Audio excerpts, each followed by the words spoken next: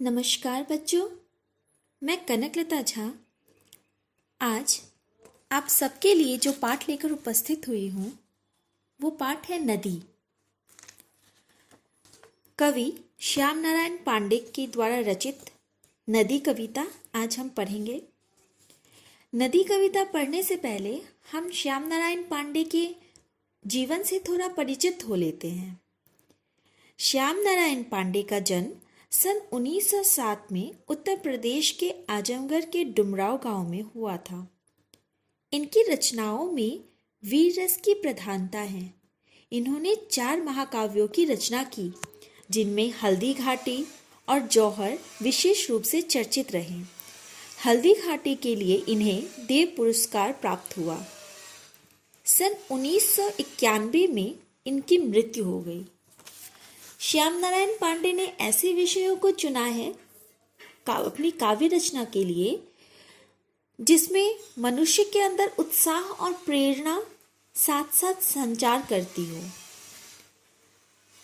इस प्रस्तुत कविता में नदी के संपूर्ण जीवन की कहानी कहते हैं।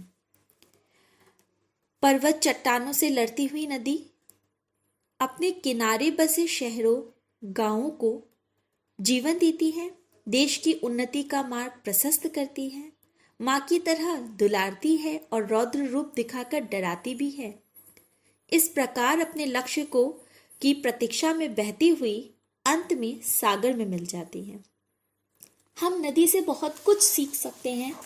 नदी हमें बहुत सारी प्रेरणा देती है। नदी क्या क्या करती है उसके जरिए हम ये जानेंगे कि अगर नदी ये सारी चीज़ें कर सकती है तो हम मनुष्य भी ये सारी चीज़ें कर सकते हैं। कह सकते हैं हम कि नदी के द्वारा, नदी के पूरे जीवन के द्वारा हम अपने जीवन को इसके साथ जोड़कर देख सकते हैं।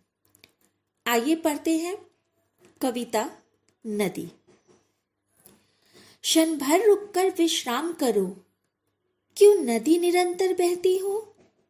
जब जब मैंने देखा पाया, तुम दौड़ धूप में रहती हो।